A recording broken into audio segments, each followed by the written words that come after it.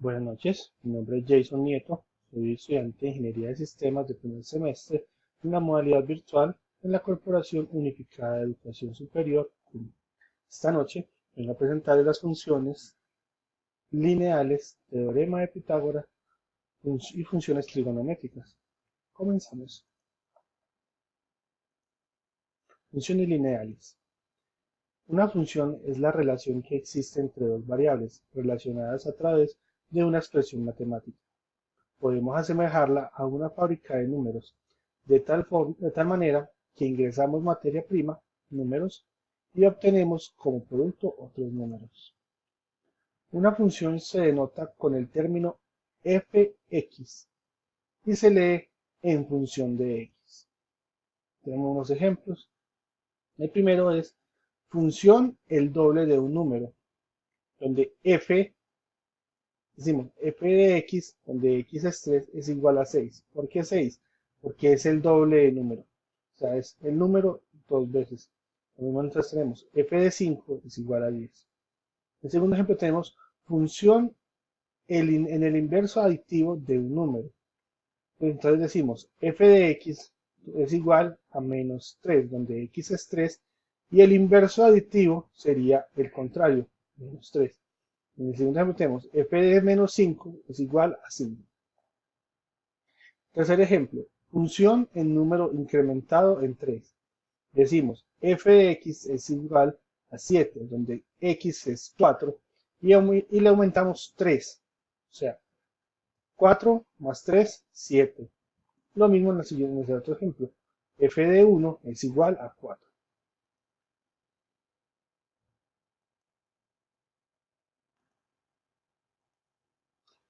Formalmente, una función es una relación entre dos variables de manera que a cada valor de la primera le corresponde un único valor en la segunda.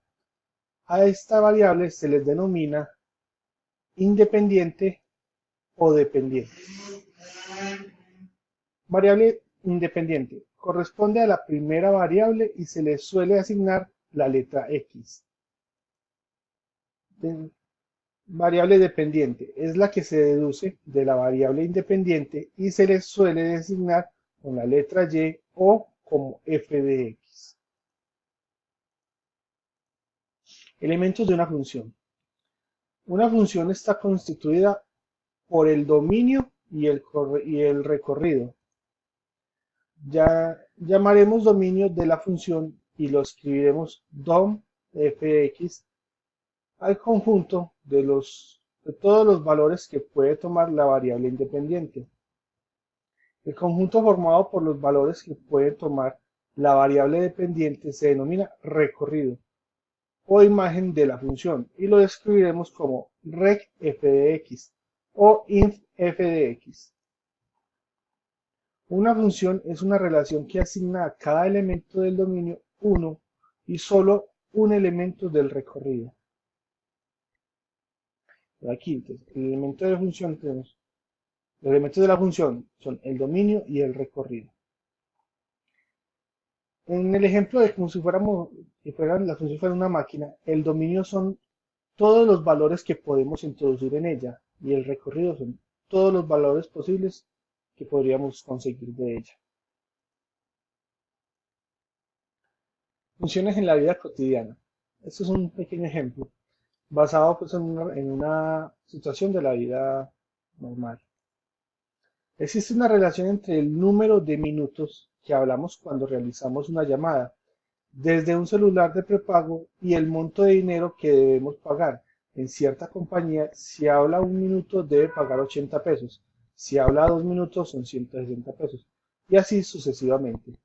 Esta situación se puede representar como una función que relaciona la variable número de minutos hablados con la variable monto que pagamos a la compañía.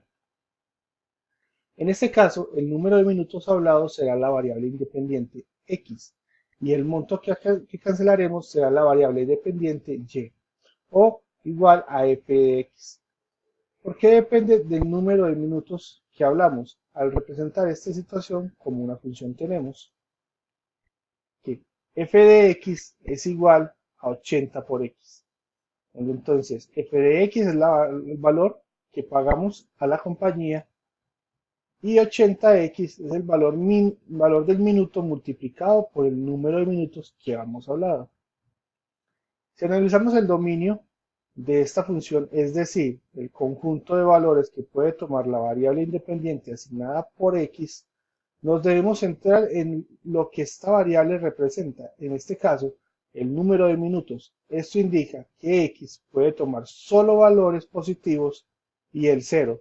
Por lo tanto, el dominio de la función será el conjunto de los números no negativos. Si analizamos el recorrido de esta función, es decir, los valores que puede tomar la variable dependiente f de x, debemos observar que el valor f de x se obtiene de multiplicar 80 por x, donde x será un número positivo. Debido a esto, solo obtendremos valores positivos y por lo tanto el recorrido de la función será el conjunto de los números reales positivos. Bueno, ahora vamos a pasar a puntos en el plano cartesiano. ¿Cómo se representan las funciones en el plano cartesiano? Un punto del plano cartesiano, punto X o Y, se dice que tiene coordenadas en el eje X, eje de las abscisas, y en el eje Y, eje de las ordenadas. Al par ordenado XY se le denomina coordenadas del punto en el plano cartesiano. Un punto se ubica en el plano cartesiano en base a sus coordenadas. Entonces tenemos que punto XY es coordenada X, coordenada Y. Y así se representa el plano cartesiano. Tenemos el eje Y, que decimos que es el eje de las ordenadas, y el eje X, que es el eje de las abscisas. Ejemplo, el punto de la imagen es el punto P2, 3, porque su coordenada X es 2 y su coordenada X, Y es 3.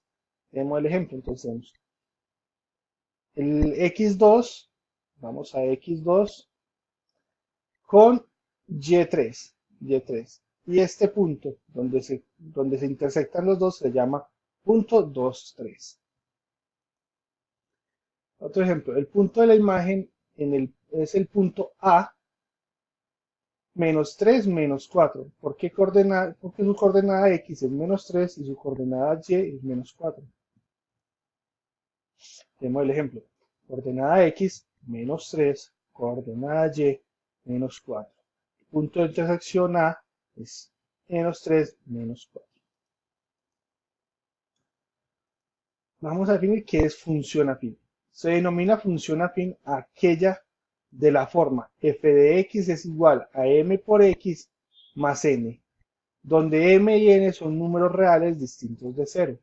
Ejemplo, Juan es un taxista que cobra $280 por bajada de bandera y $60 por cada tramo de 200 metros recorridos. Si llamamos x al número de tramos recorridos, la función que permite determinar el costo de un viaje del taxista de Juan es f de x es igual a 60 por x más 280. Variables involucradas: cantidad de dinero a pagar por viaje, cantidad de tramos recorridos.